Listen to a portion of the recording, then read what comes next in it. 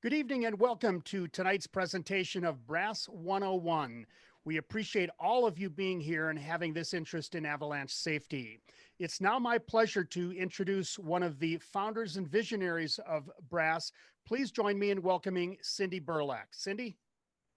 Thank you so much, Tom Kelly, for all your effort and skill in putting this program together. Steve and I, along with Ronnie's sister Carolyn, and the entire Astle family have a deep personal interest in sharing snow safety with you. In 2015, our Ronnie and his friend Bryce Astle were U.S. ski team athletes on a race trip to Austria. They were taken from us in an avalanche, skiing on lift service terrain in the middle of a ski resort. They just did not have the knowledge to stay safe, and nor did their coaches.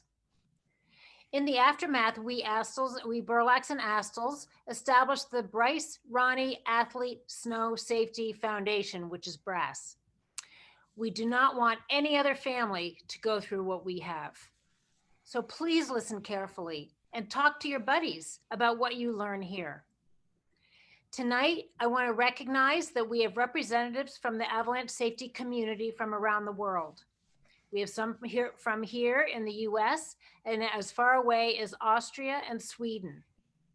We welcome you all, and we know that our united effort to keep people safe in the snow is going to be come to fruition through programs like this. For 10 years, Scott Schell has been the executive director of the nonprofit arm of the Northwest Avalanche Center in Washington State. He's highly qualified as an area avalanche instructor, a ski guide, and has extensive mountain experience. We're so proud to have you here tonight, Scott. Some of this content is spectacular. Some of it's tough to watch, but we hope it grabs your attention. Here's Scott. Thanks, Cindy, and thanks, Tom, for both of you for organizing and facilitating tonight. It's a pleasure to be here. Yeah, and it would be great to be in person, but I'm excited that we can operate a webinar like this in our pandemic life. So yeah, let's get on with the program tonight. And you know, the goal is kind of as Cindy mentioned, you know, with this program is to try to offer you all some insights to managing avalanches and managing your risk while you're out skiing, and also to kind of begin what I'd like to think of as a lifelong learning process in the mountains. Before we get started, I'd like to thank all of our partners that have made this presentation happen. They're all up here on the screen. And then, you know, we'll kick off the evening with a short video here. And, you know, the evening tonight is really focused around, you know, ski team and ski racers, because avalanche education is important to all who move around in the mountains on skis, snowmobiles, whatever. And, you know, the focus of tonight is to try to give a little bit of information and insight to different user groups, in particular ski racers who haven't historically had avalanche education. And so let's just go ahead and get started here, and I'll roll this video, and it's a pretty powerful video.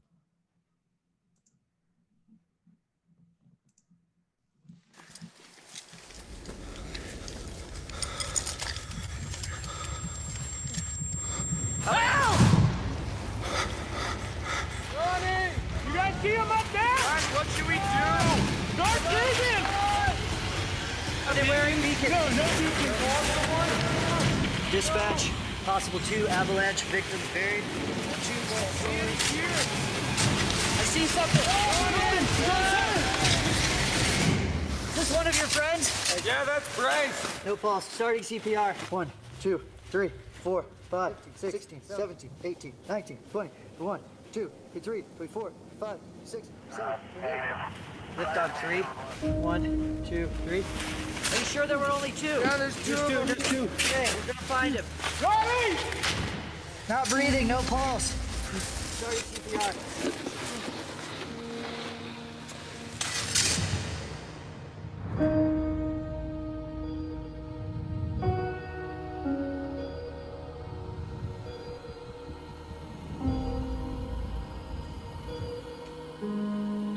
glacier can turn deadly in a matter of seconds. It's hard to believe that such a tragedy could happen. The accident has left many in the skiing world in shock. Tragic news tonight as 2 elite skiers training for a spot on the U.S. Olympic team are killed in an avalanche. Rescue crews from Solden were on the scene immediately with multiple helicopters.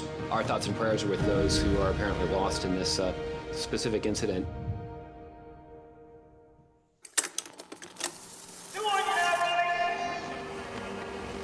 Go for it, Brycey! Who are you? I'm Bryce Astle. How does the gangster chains play into effect in your slalom skiing? Pretty aerodynamic.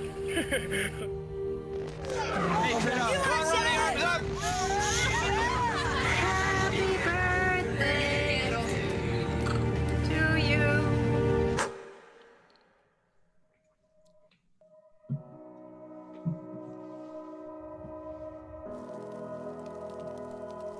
I was shattered, and I know everyone around me was too, and can't even possibly imagine what it's like for the families. Losing Bryce and Ronnie was a huge hit to the U.S. team. They're the next generation. These two guys were the best in their disciplines. Bryce in slalom, Ronnie in downhill and Super G. They were the next up-and-comers. They could be the guys competing in the Olympics.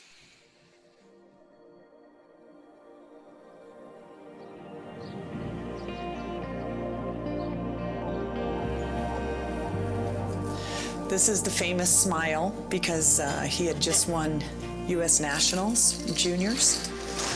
He always had my back, and it makes you appreciate it more now that he's not here, you know? Bryce was such an important part of my life, and after we lost him, it was a pretty easy decision for my wife and I to name our son Bryce. He lived for every moment. He would get done training and he would go out and he would ski.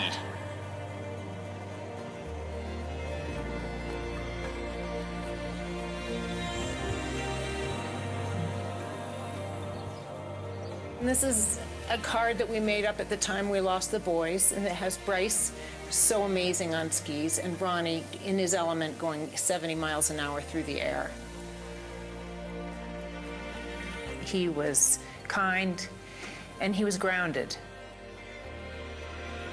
Ronnie, he was always just a jokester. He wasn't afraid of the World Cup vet. He would just always speak his mind to me, and I love that about him, you know?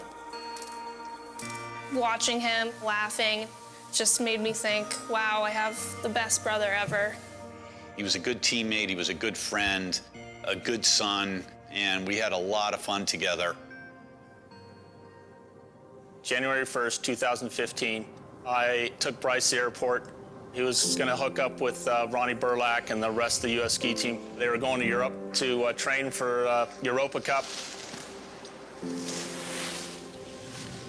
We got to Solden, and it had just snowed a lot. Obviously, there's no training because there's so much snow. So we sent everyone out to go ski around and have some fun.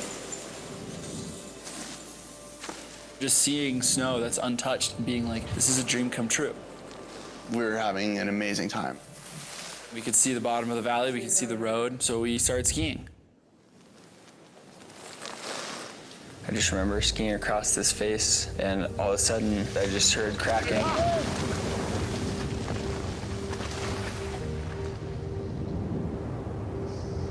Everything underneath me started moving. I saw Bryce, and I heard him say, oh shit. I never even saw Ronnie. We stood there, and we watched them go. Nothing made any sense.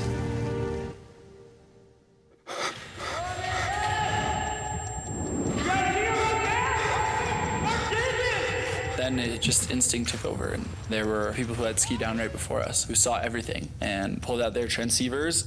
Are they wearing beacons? No beacons. No avalanche equipment.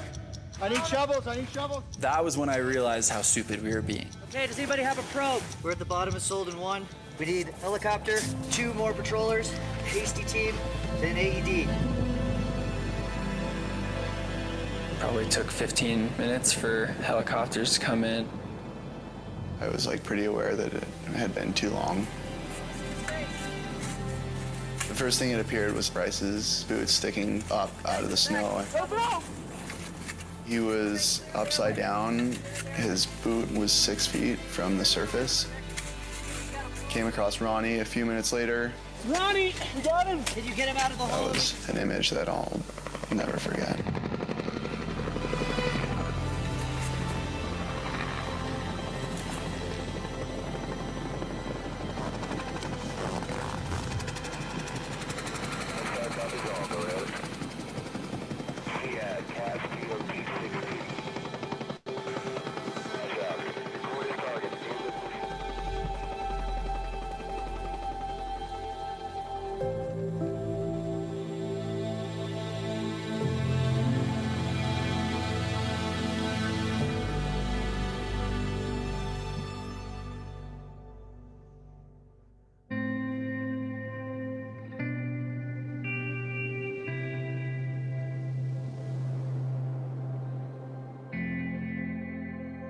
The concept of riding up a lift, skiing on a trail, and we're in danger, that did not exist in any of our heads.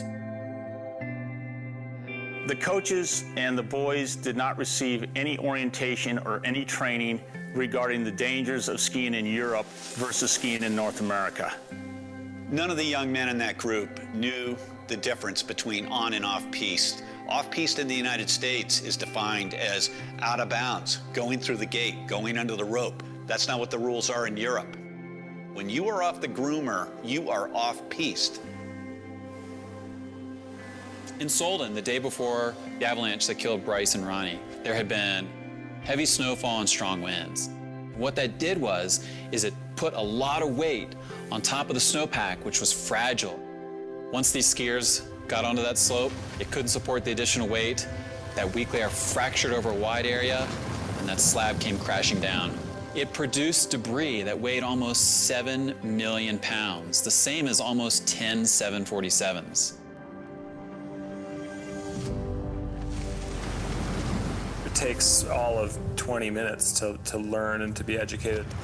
You want to make sure you're prepared. There are 5 points that are always really good to remember. You want to get the gear, get the training, get the forecast, get the picture, and get out of harm's way. First, you need the gear. Going in the backcountry, you need a beacon, a probe, and a shovel. And unfortunately, that day in Solon, the boys did not have that. Ronnie! I would have done anything for rescue gear, especially a shovel. You can always increase your chances of being surgical if you're unlucky enough to be caught in an avalanche by having reflectors in your equipment and clothing. Getting the gear is useless if you don't know how to use it. You've got to get the training. Take an avalanche class. If we would have taken just one class, we would have known not to ski down that terrain in the first place. One key thing you're going to learn in every avalanche class is that you have to check the forecast every time you ride. None of us checked the forecast that morning. It would have taken just 2 minutes on the gondola ride, and none of this would have happened. So when you're out on the snow, you gotta get the picture. And what does that mean? That means pay attention. Are you seeing recent avalanches? That's by far the most important clue. That's like Mother Nature screaming in your ear. If we had known it wasn't controlled, we 100% would not have been there. Finally, get out of harm's way. What that means is only one person is riding the slope at a time. We were breaking one of the simplest rules. In some ways, it's a miracle that all 6 of us didn't die. Once you get to the bottom, you need to get out of the way. That way, if somebody else in your group triggers an avalanche, you won't be caught. These 5 simple steps everyone should know about, and everybody should be trained in. Coaches, parents, athletes, administrators of the program. Everything that we did could have easily been prevented. I wish I could say that I couldn't have done anything to save their lives. That's just not true. Anytime you have a major accident like this, it causes a ton of introspective thought. We realized that we really needed to look at it from the top down, bottom up. How can we make sure everybody's more educated to avert and reduce the chance of anything like this ever happening again? That's why we at BRASS are creating avalanche education specifically for coaches and athletes. We're also creating snow safety policies to be followed by ski racing groups. Ski racing is definitely a dangerous sport. But what we're going down is a really highly regulated area. You have all the fencing, you have the snow prep, you have all these things that are out there to keep you safe. You get out there in the backcountry, there's none of those luxuries. For the people who assume that just because they know how to ski terrain or they know how to rip down a mountain because they ski downhill, it's a very different beast. Don't let this happen to you and your family. Get educated, get out there, so we can keep skiing for Bryce and Ronnie, so their legacies live on.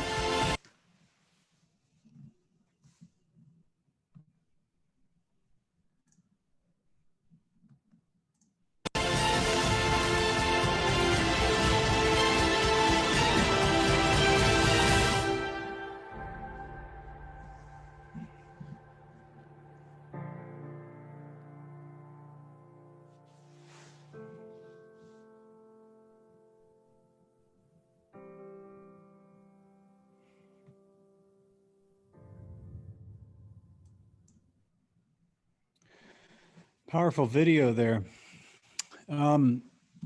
So the goal of the evening tonight is to expand upon some of those points that were introduced to us there in that video. So let's get going.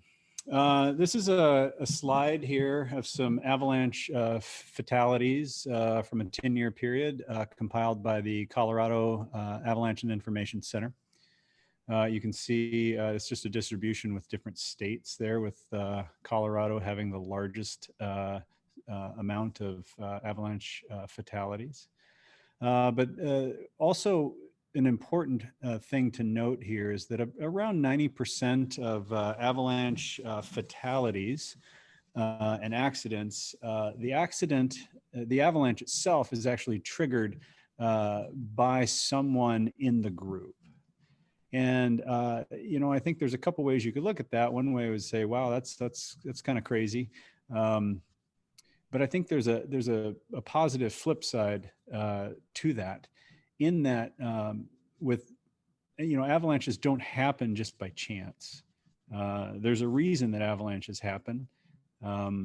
And if 90% of the accidents are triggered by one of us or by somebody that was actually involved in the accident, I think that's there's some hope there that you know, we are managing our risk, and part of tonight will be to learn how we manage our risk better to avoid getting caught in an avalanche.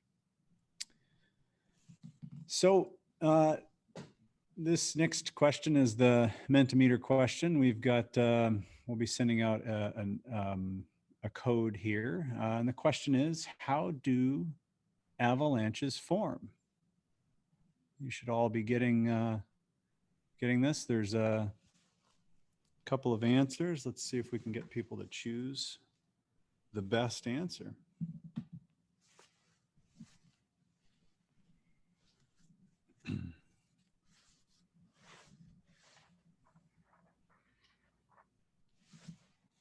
Starting to get some input here. Answers coming in. So yeah, we've got, you know, there's three options: that snow gets too deep and it breaks. Another option would be a weak layer of snow gets buried under more snow and it eventually fails. And a third option is a snowball begins rolling downhill and picks up momentum. Looks like most of you are getting it. And yes, the correct answer is a weak layer of snow gets buried under more snow and eventually fails.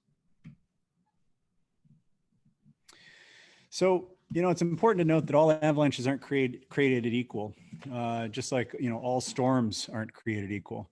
And, you know, storms bring weather, and with weather comes snow, and it comes in different forms. I mean, you can imagine, you know, light and fluffy snow and wonderful skiing, and other times there's a lot of wind and rain, and all of that different type of weather events creates layering within the snowpack. And some of those layers are weak and some of those layers are strong. Let's take a look at this video here.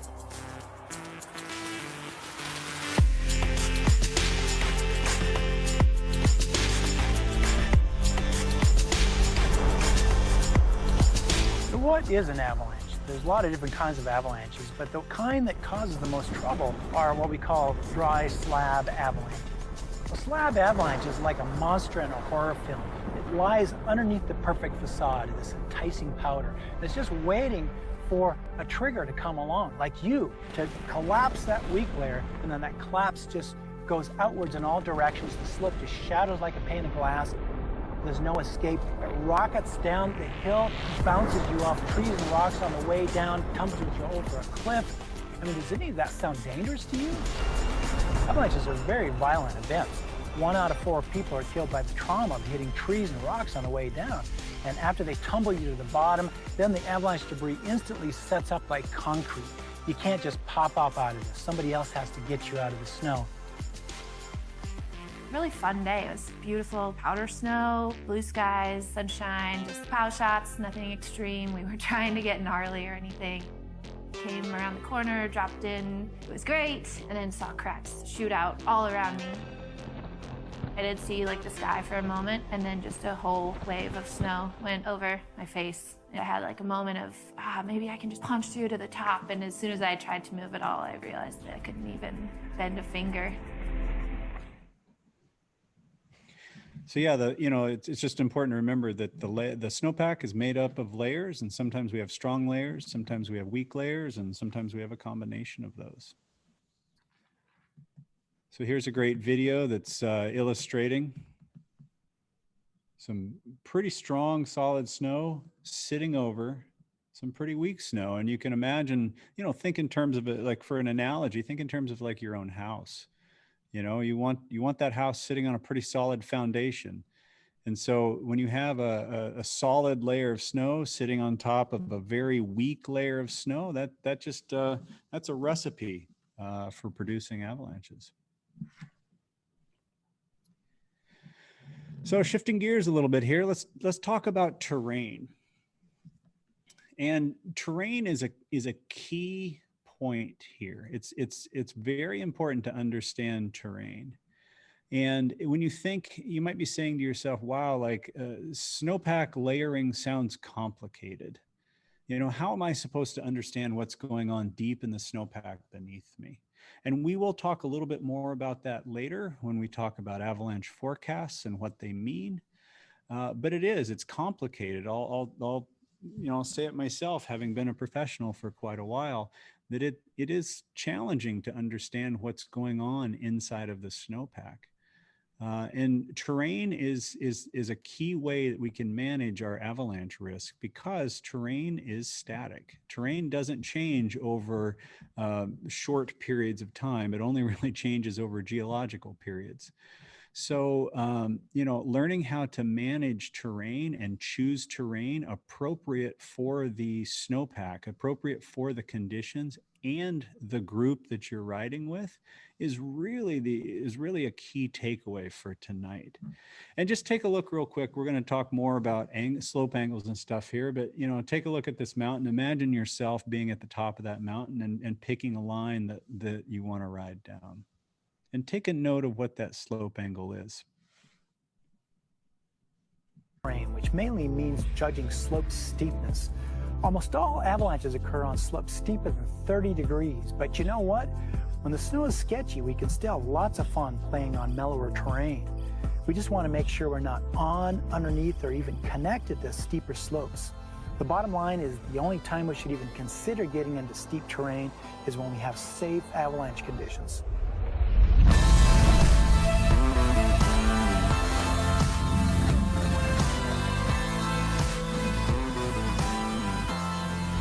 Some slopes are going to produce much worse outcomes should they avalanche than other slopes.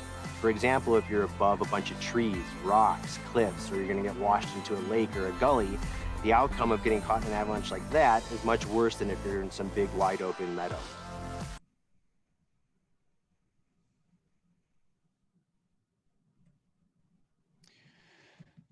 Yeah, some really good points there in that video. So take a look at this slope angle tool here.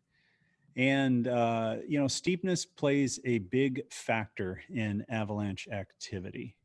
And slopes that are less than 30 degrees, it's pretty infrequent to have an avalanche start at that slope angle.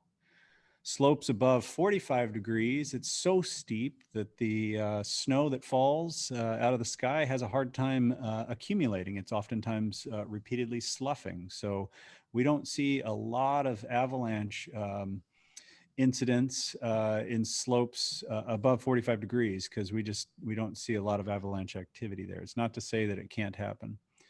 But that sweet spot, 30 to 45 degrees, is where we see the majority of avalanches happen.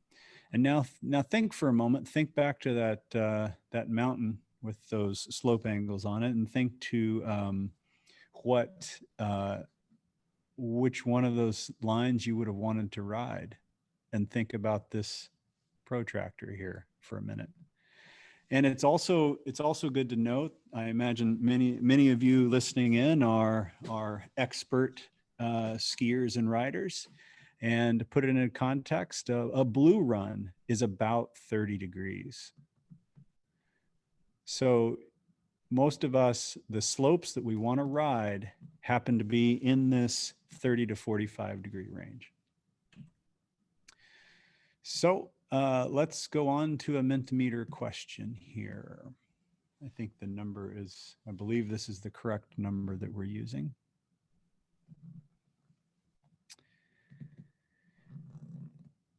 So let's see here. So the code is 5560711.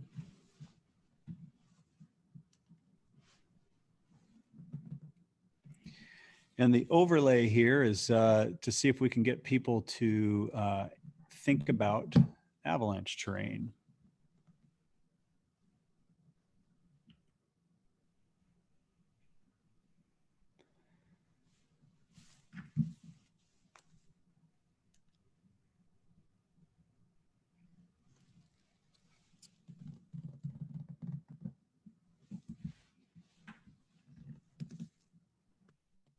So the answers are starting to come in here.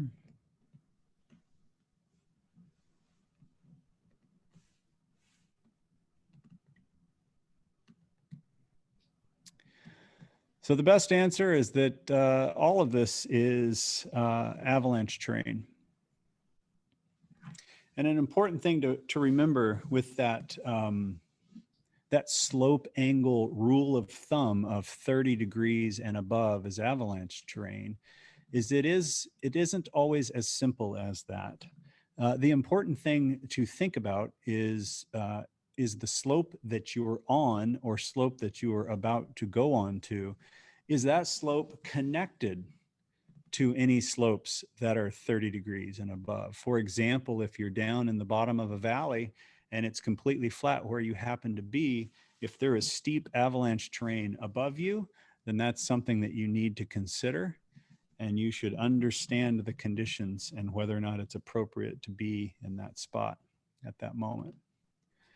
So a couple other things to take note of regarding avalanche terrain. There's definitely places out there that are worse than others to be in. And I think Brian in the video that we just saw a minute ago had made a comment about how certain areas can make it a lot worse if you were to get caught.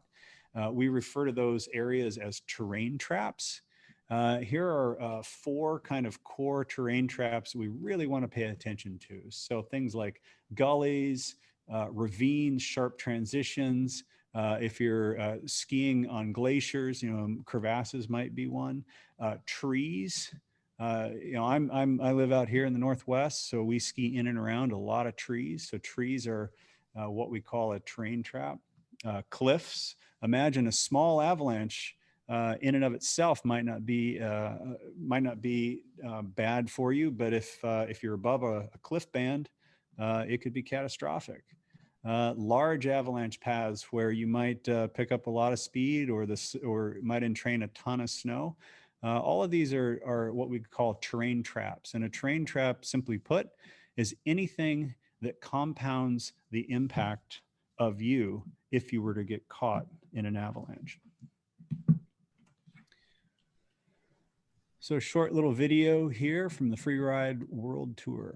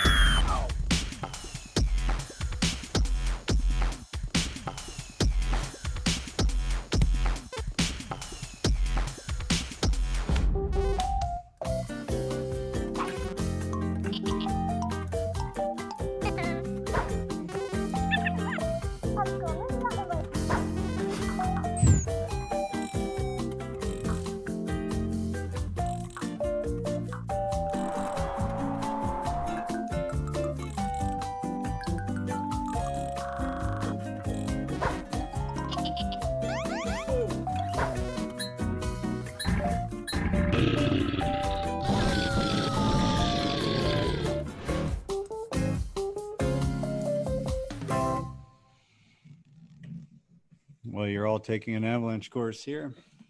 All right. So I imagine many of us have seen signs like this. And we want to talk a little bit here about backcountry, side country, on-piste, off-piste, and so forth.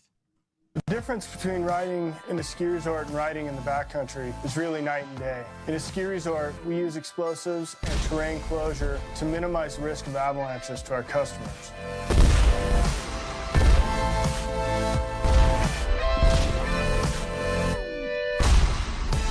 But outside the ski area, once you step just 2 feet over that rope line, you're in a totally different environment.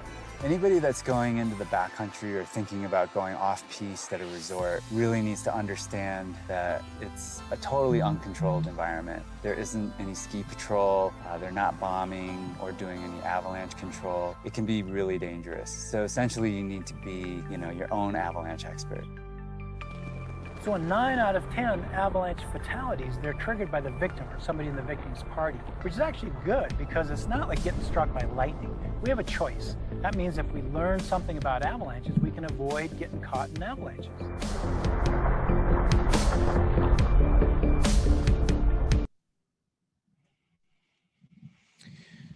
That was a great tidbit there, that it's not like lightning. We have a choice.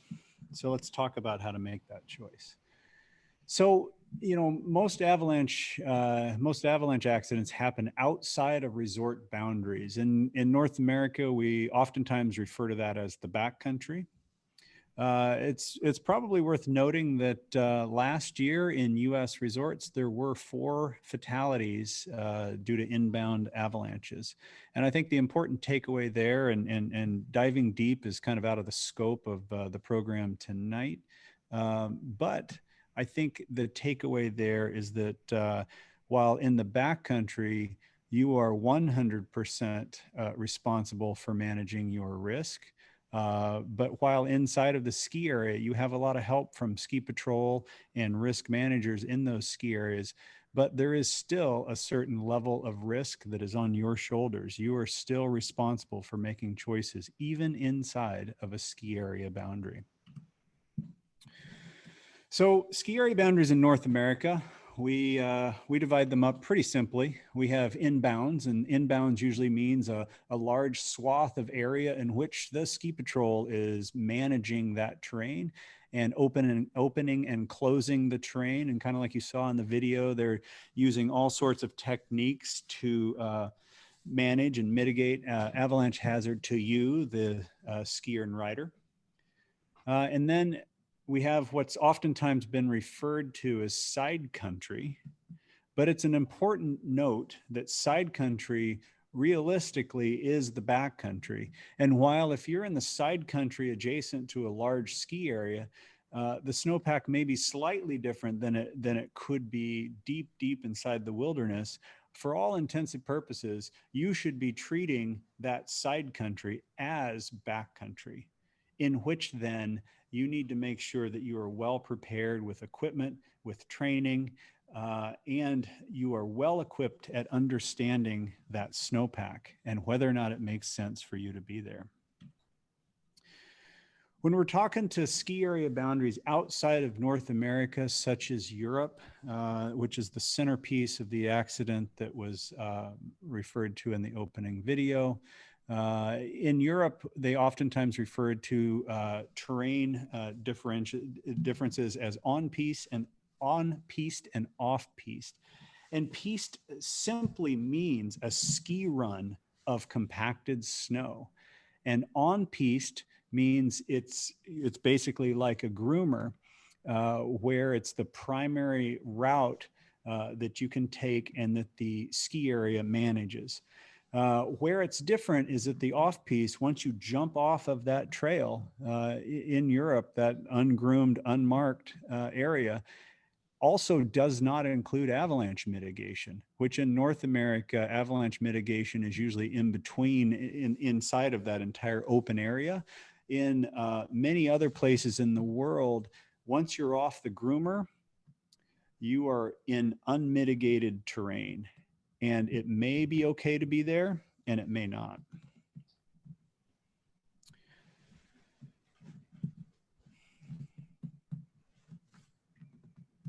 So let's talk here about some ways that we can manage being in the backcountry.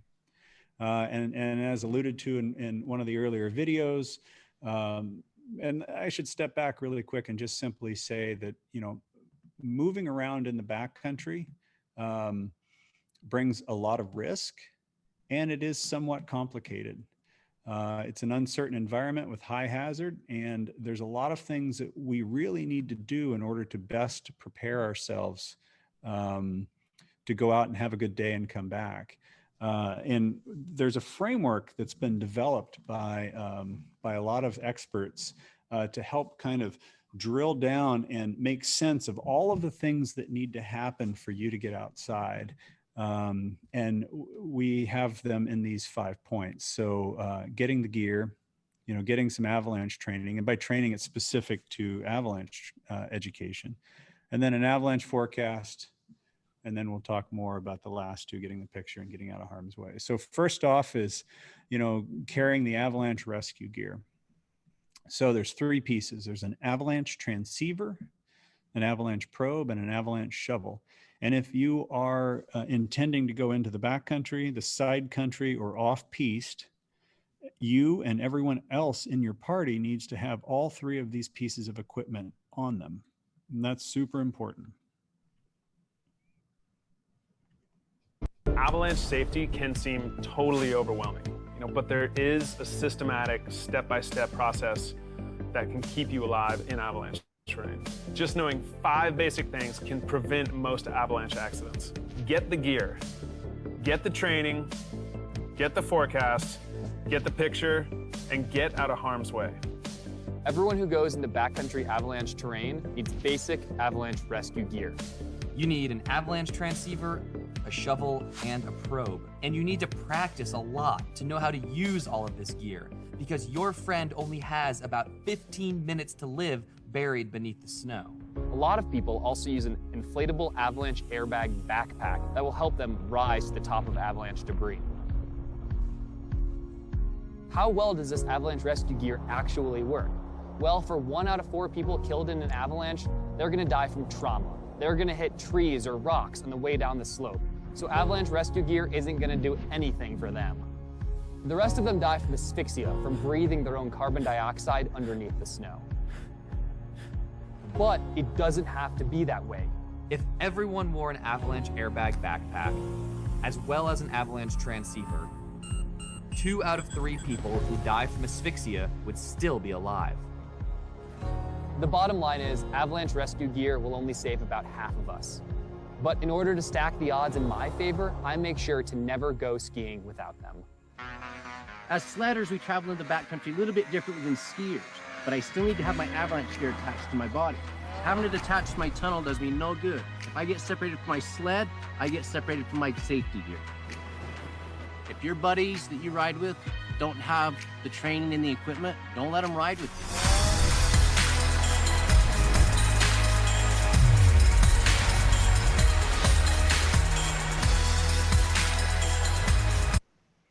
Yeah, really good point there. If everyone doesn't have the equipment, you don't want to be out with those people.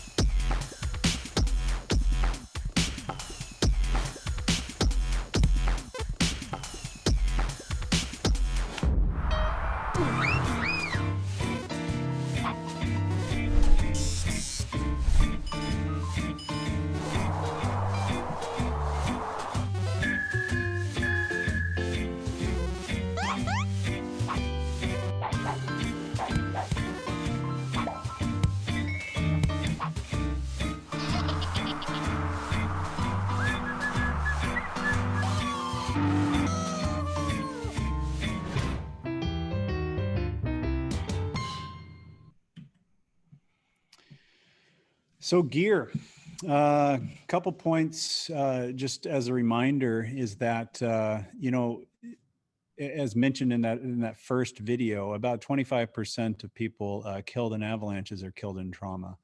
which means the avalanche transceiver, the avalanche probe, and the avalanche shovel don't actually really do us much good in that regard. So the important piece there to note is that you really want to do everything you can to stay out of an avalanche. They're powerful and they can be quite lethal.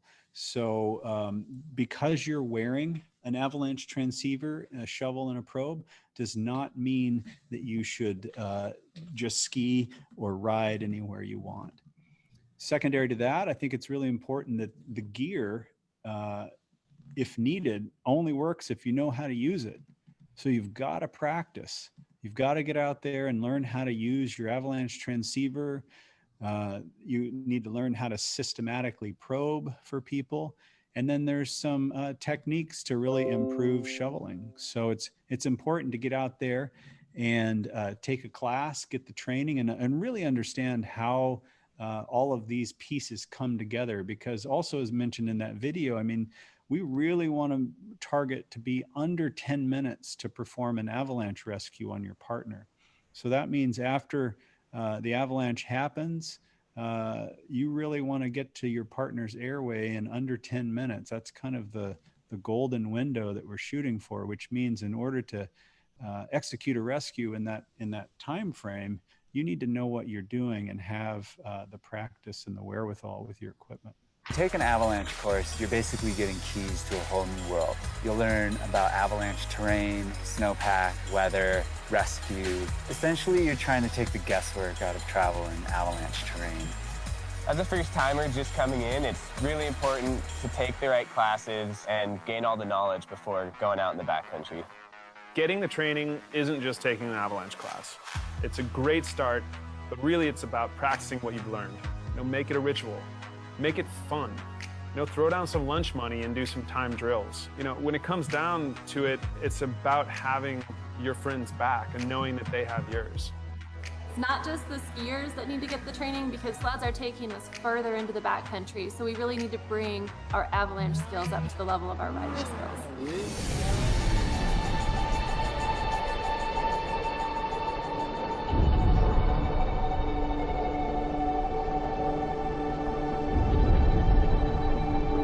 Next, you gotta get the forecast. These avalanche forecasters are pros. They're gonna tell you everything you need to know. They're gonna tell you about the snowpack. They're gonna tell you about the weak layers. They're gonna tell you where avalanches are gonna happen, where you can likely avoid avalanches. All that information is one click away.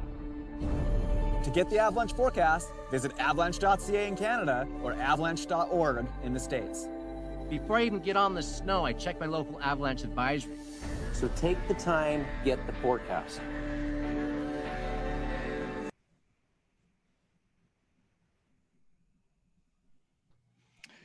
Great. So finding a course, so getting that proper formal training, there's a couple of resources here. You can go to airy.org. They've got a list of the majority of avalanche courses that you can take, both rescue and the level 1 and level 2 program, which take place outside. We call those field-based avalanche courses. Avalanche.org is another essential resource that you can go to. They've got a list of all the forecasts plus a collection of resources along with some awesome tutorials. And then the Know Before You Go link, kbyg.org. So when we go out into the backcountry, those first 3 get the points need to happen every day before you're heading out. You're going to get the forecast, get the picture, get out of harm's way. So let's take a look at what a forecast is really quick. A forecast is really the probability of avalanches occurring in a particular area for a particular time. And within North America, so Canada and the United States, we've agreed on using this North American Public Danger Scale chart. So we issue an avalanche forecast. There's 5 different ratings here, going from low up to extreme. What's interesting is that most avalanche accidents do occur in that the middle ranges there, the moderate and the considerable. There's a few reasons for that. Usually when it's high and extreme, it's pretty obvious that maybe you shouldn't be there, or maybe you've got the message pretty clearly that it's dangerous. You know, if it's an extreme danger, you might not even be able to make your way to the mountains. And when it's low, just the chance of avalanches happening are quite low. It doesn't mean no avalanches. We still have a small percentage of avalanche fatalities occurring in low danger ratings. But with moderate and considerable, especially considerable, it's pretty dangerous avalanche conditions, but it's oftentimes not obviously so. And that's why checking the forecast and understanding the details within the forecast can really help a backcountry user make better decisions as to where to go in the terrain. And the important piece is that an avalanche forecast is really a starting point. It's a broad brushstroke of how we assess the conditions for large zones, large chunks of terrain. It's not an absolute that says you should go or you shouldn't go. So it's really your starting point to manage your own risk. So diving a little deeper in a forecast, there's a whole bunch of things that forecasts can tell us. And really the first piece, which is that danger rating we talked about, is, like I said, that broad brushstroke of the likelihood of encountering avalanches for a certain time over a large area. As you dive deeper into a forecast, you get into places such as avalanche problems and forecast discussions and observations. And of course, the more information that you dive into, the more you can start to tease out about which terrain to choose for that given day out, and also which terrain you should be avoiding.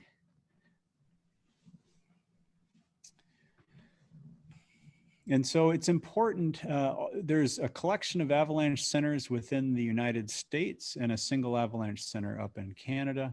It's important to familiarize yourself with your local avalanche center, understand the different components within the forecast, and it's very important for you to take a longer formal avalanche course that blends teaching you about the avalanche forecast along with some field practice in how to apply the forecast into your day out.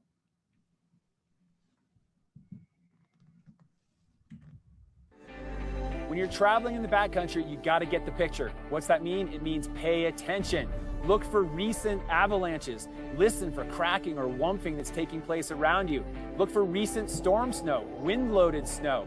Look for rapid thawing. If you look for all these things, you're going to get the picture. You're going to be a safer backcountry skier.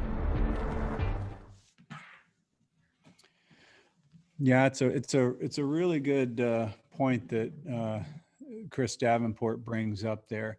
And I think one of the ways that you could summarize that is that the lens that you look through when you're in the backcountry is a pretty different lens than you might approach the mountain inbounds with.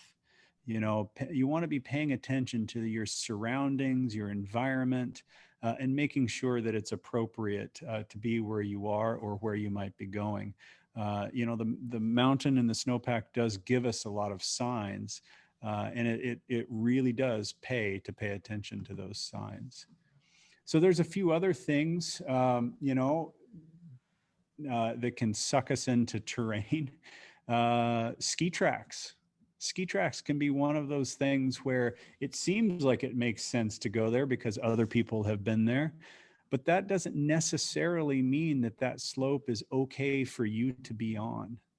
And in fact, small variations in where you go down those slopes might be the difference between whether or not that slope turns into an avalanche or whether or not you just had a great day and you were super lucky. So some of those red flag observations, those things that we really want to be paying attention to. The first one, and I can't say it enough, it's recent avalanches. I would say actually current avalanches. So you heard something while you were skinning up, or you saw an avalanche across the way, or or you just happened to ski up to some place and it appears that there was a recent avalanche. You can't have a better red flag than recent avalanches. If you're seeing avalanches or recent avalanches on slopes that are similar to those that you want to ski or ride, it's probably a bad idea. That's a red flag. Here's one here. It's called cracking or collapsing, whumping. So we've got a question here in the Mentimeter. And that question is, what is a whumph sound? You've got 3 options to choose from. So let's see if we start to get questions coming in here.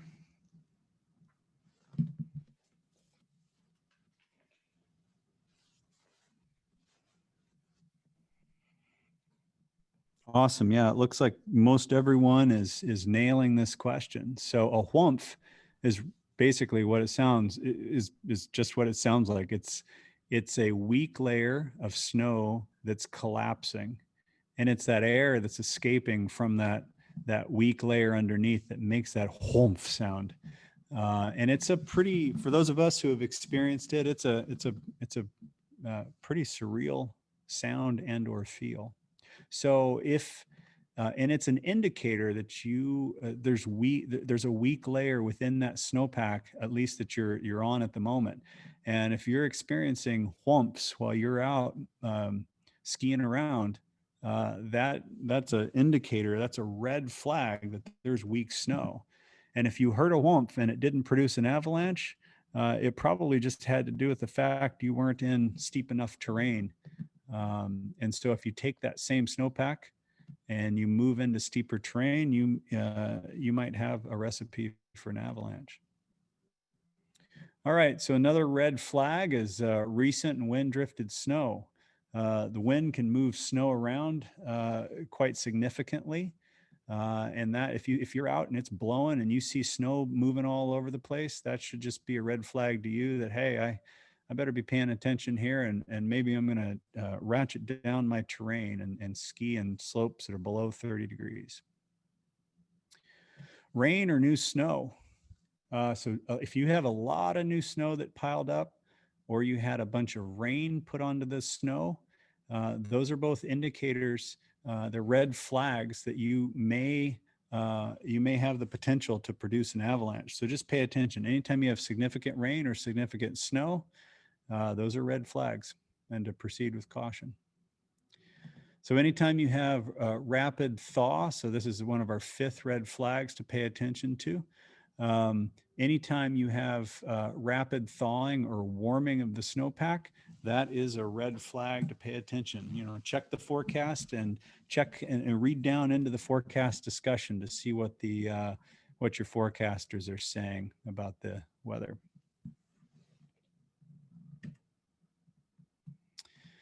So how do we get out of harm's way? You get out of harm's way in the backcountry by first avoiding suspect slopes and terrain to begin with. We don't want to regroup in avalanche paths, and we don't want to stop or regroup in runout zones.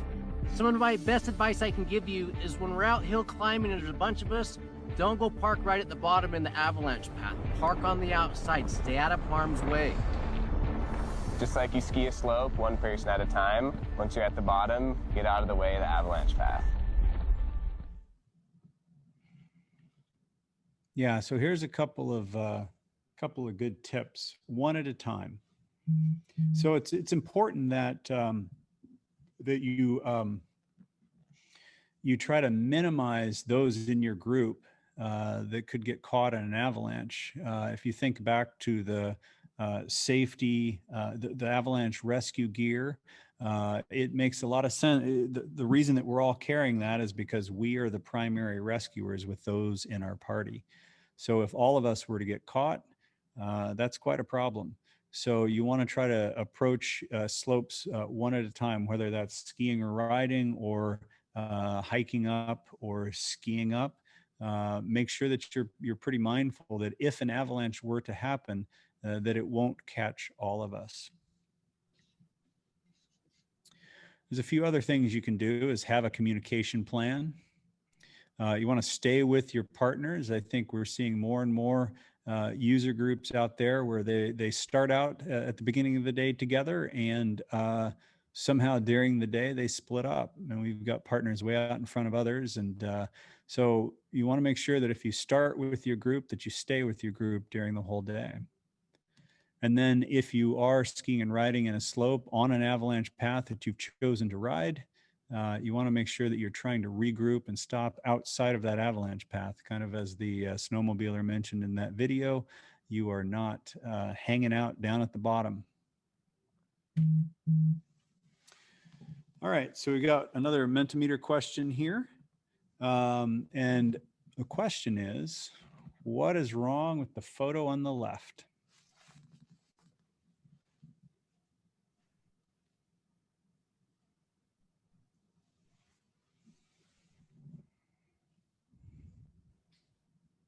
Okay, we're starting to get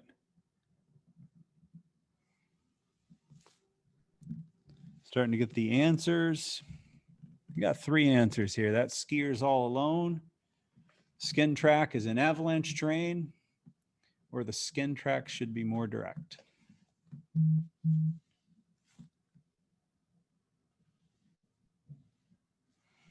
Looks like we got a good consensus on skin track is an avalanche terrain.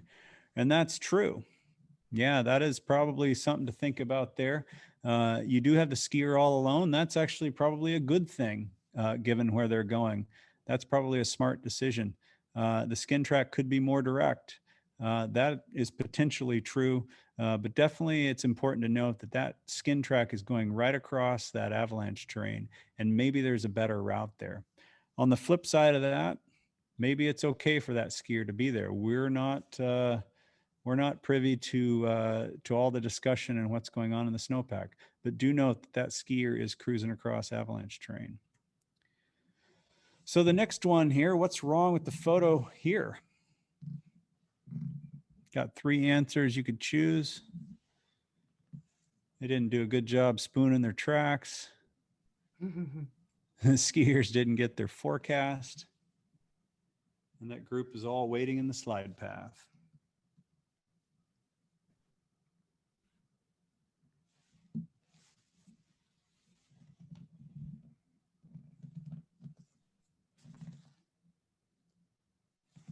Yeah, I think you're all getting it here. So yeah, it's the regrouping problem here. So well, maybe for heli skiers out there, yeah, they didn't spoon their tracks. They definitely ate the whole slope up. But that's not the big issue. We have no idea whether or not these people got the forecast or not. Let's hope they did. They should have. But yeah, they're grouped in a terrible place. If you're being intentional and skiing that slope one at a time, they've just negated that one at a time deal by all waiting at the bottom. So yeah, I think they could have been waiting far out of the way, out of that run out there, and that would have been a better decision. So human factors. Many of you have probably heard this term before. Human factors are complicated. We're all humans, and that's something we can't avoid. And we all have different ways of moving about the world. We all have different biases and so forth.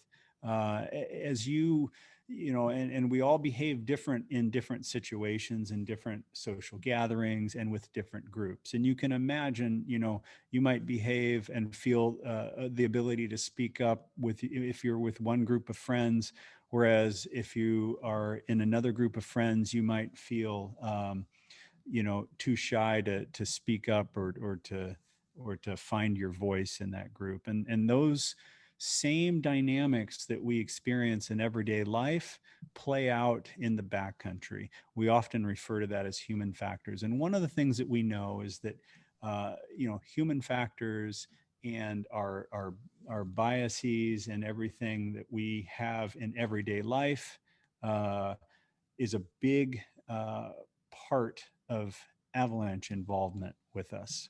And so it's far out of the scope of this course to go through all of the different things that are problematic with being human and making high-risk decisions in high-risk environments. But it's worth noting that it plays a significant part in avalanche involvement. So, one thing to talk about is social pressure.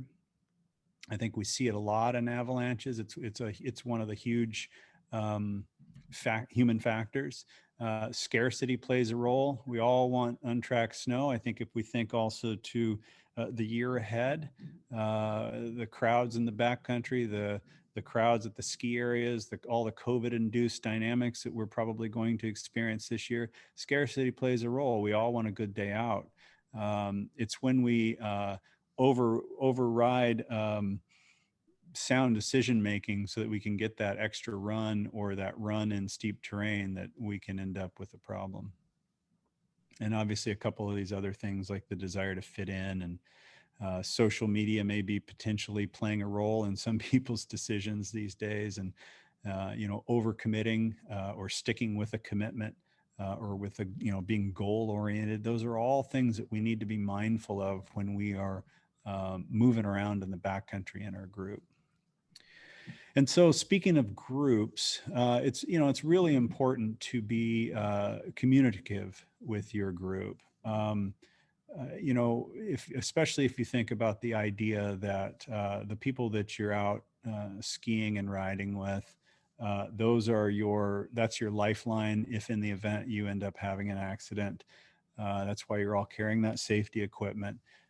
So you need to be a responsible group member and be communicating with that group. I mean, you are a team, and so that's a super important part. And that means that you're openly talking about the observations that you're making, what you're seeing in the snowpack, how you feel about the avalanche forecast, how you feel about your day, and that you are a team member and your team is making decisions about where to go and when to go. So in summary here, we got those 5 points. We want you to realize that avalanches are dangerous, but you can avoid getting caught in them. First, get the gear, but then you've got to get the training before ever going into the backcountry. Next, always check your local avalanche forecast so you can anticipate the given avalanche conditions for the day. You can get the picture by looking for the obvious signs of instability, and you'll be getting out of harm's way by managing your exposure to potentially hazardous slopes. A lot of times when people watch us in the films, all they see is the action of us shredding these big lines. But what you don't see is the behind the scene, all the prep that goes into making sure that the slopes are safe, checking out the snowpack, waiting for snow to settle, doing all the homework it takes to safely rip the big lines. All this information is great and incredibly practical. But at the end of the day, if you feel uneasy about something, it's about having the courage to say no and walk away. The mountain isn't going anywhere. It doesn't matter if you've made thousands of good calls. All it takes is one bad call, and that's one too many. Some days the mountains are screaming, get out of here, and some days the mountains are going, come on in, it's time to party.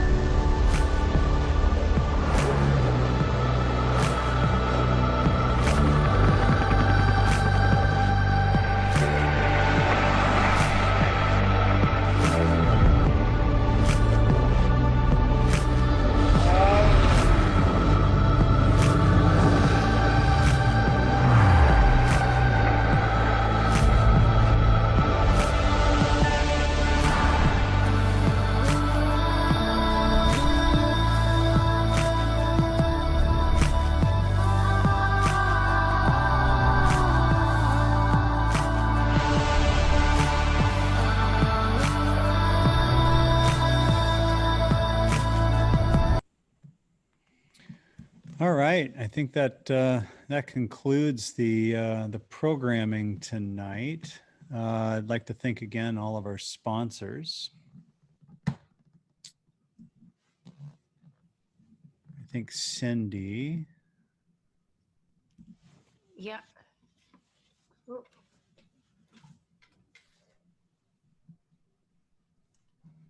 I'd like to thank all the people that have contributed to this program and made it possible for us to bring this to you.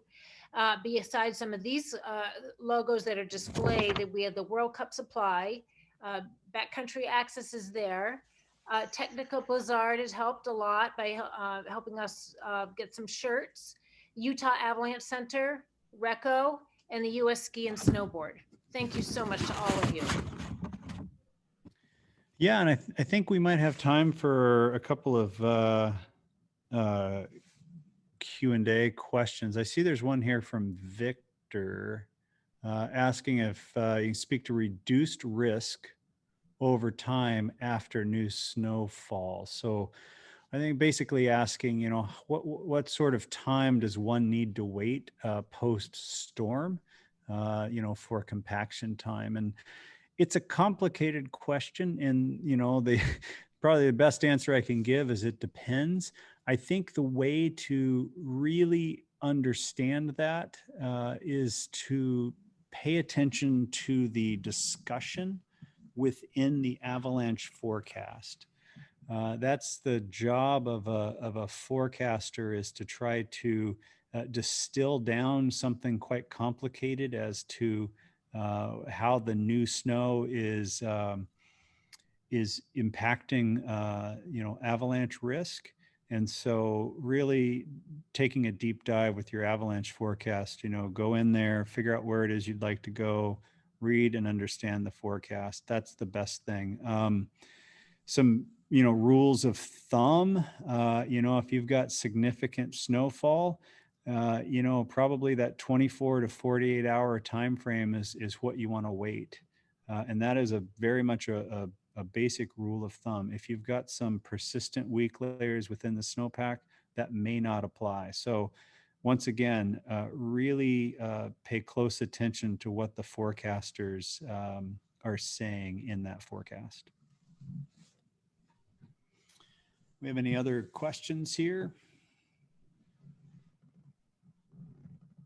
Oh, I see. Here's one. What? Oh, yeah. What's a good way to grow that intuition, to be able to see what a 30-degree or a 40-degree slope looks like? That's a great question.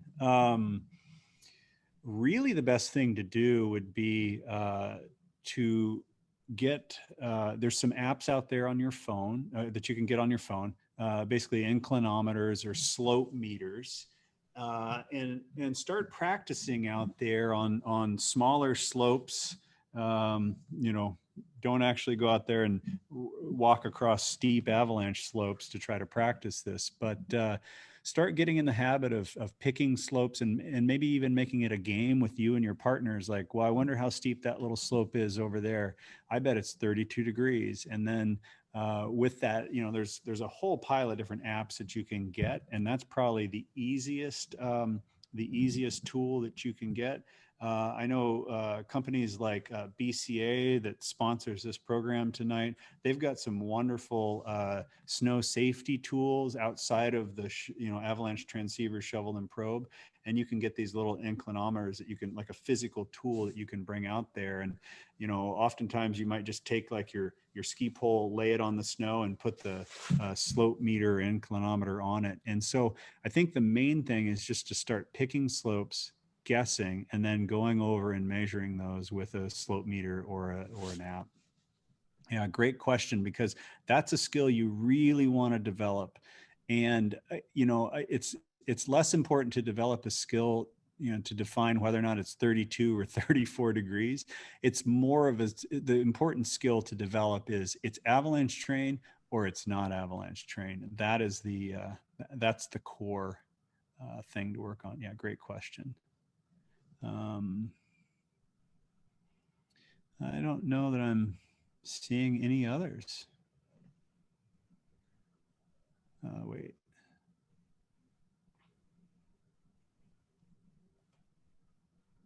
I think that's about it, unless anything else is coming in here. Let me check my other couple different tools for that. So yeah, I think we're good. Cindy, anything else to add? here. Scott and Cindy, do you have anything more to add? No, I just want to thank you, Scott, so much. That was really fascinating.